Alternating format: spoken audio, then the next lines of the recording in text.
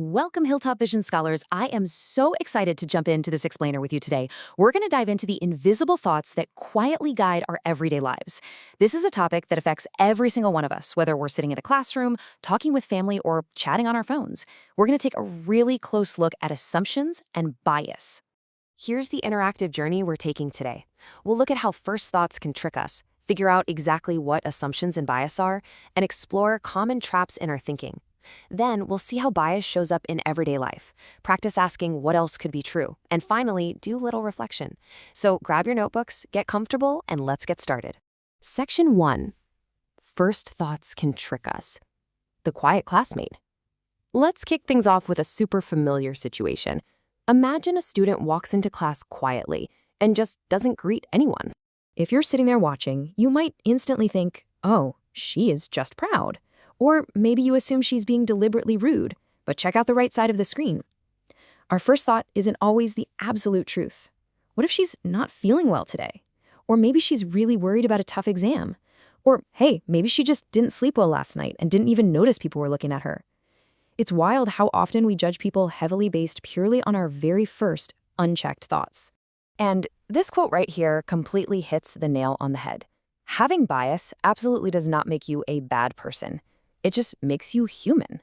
Literally every single person on the planet has these mental habits, but becoming aware of them, that's what makes you wise. The more aware you are of your own thinking, the much better your judgment becomes. Moving on to Section 2, Understanding Assumptions and Bias, the Invisible Instructions. Let's actually define what these tricky little psychological habits are. So an assumption is basically something you accept as true without checking properly. And honestly, assumptions can be super helpful sometimes. Like if you look up and see heavy dark clouds, you assume it's going to rain, so you grab an umbrella. Boom, you stay dry. But while assuming dark clouds mean rain is smart, assuming a friend is angry with you without actually asking them, that becomes an invisible instruction making you act all cold toward them. You end up ruining your whole day for no real reason. Just look at these common thoughts. Unchecked assumptions like these literally stop us from trying our best or asking for help. Have you ever thought, if I ask a question, people will laugh? That assumption acts like a strict boss, forcing you to stay silent. Take a quick second to think of a belief you hold about yourself right now. Maybe it's, I'm not confident, or I'm just bad at maths. What evidence actually backs it up? And what evidence challenges it? Could bias be affecting how you see yourself? These thoughts don't just stay quietly in our heads, guys. They completely change how we act. Right, now let's talk about bias. Bias simply means our thinking gets nudged in a certain direction without us even noticing. It's a tendency to lean a certain way because of who we are, who our friends are, our past experiences, or our fears. And yes, this happens to absolutely everybody. Again, having a bias doesn't mean you're a bad person. It just means your brain is taking shortcuts based on your own unique experiences. Which brings us to Section 3, Common Traps in Our Thinking. How our minds take shortcuts. Let's explore some specific ways our brains take these little mental shortcuts, often totally without our permission.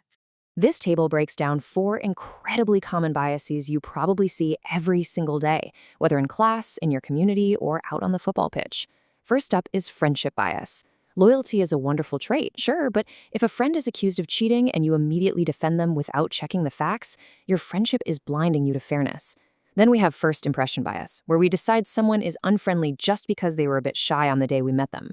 Next is group bias. This is a massive one. It's believing that your specific group, whether that's your school, your tribe, or your favorite team, is always right and everyone else is wrong. Finally, emotion bias. This is when you let a strong feeling decide what is true. Like thinking, I feel embarrassed, so absolutely everyone in this room must be laughing at me. Your feeling is real, but it's not actually an accurate picture of reality. And we can't forget one of the biggest traps, confirmation bias. The crucial point here is that it makes you only notice things that support what you already believe. Imagine you're convinced you're just terrible at science. You get a test back and see a 5 out of 10. If you believe you're bad at science, you might only focus on the fact that you didn't get a perfect 10. But look at this, you went from a 2 to a 5. That is massive progress. But confirmation bias acts like a blindfold, totally stopping you from seeing your own hard work and growth. All right, Section 4, Bias in Everyday Life. Things are not always as they seem.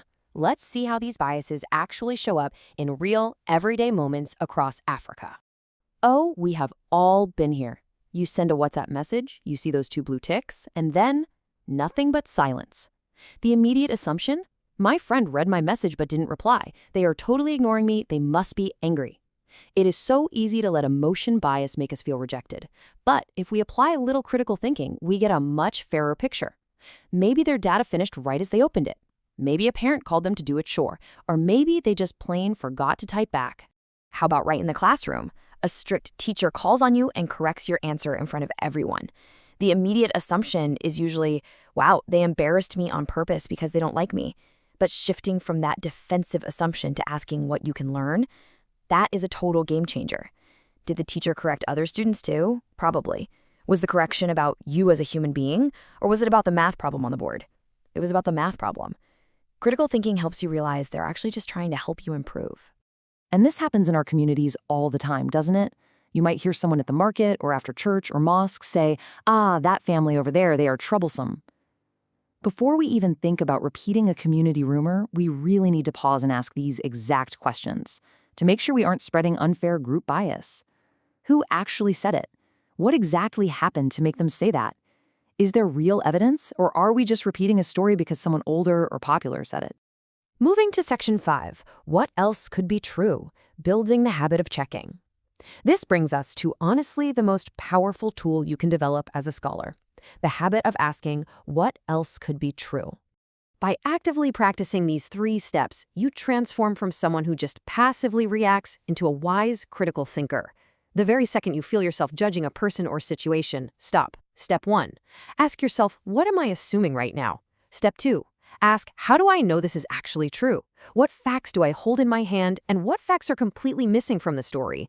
And step 3, could there be another explanation? Am I being fair? Would I think differently if this person was my absolute best friend? Okay, it's activity time. Grab your notebooks, pause this explainer right now, and write down 3 alternative reasons why that classmate from earlier might have walked past you in silence. Remember, try to push past your first assumption.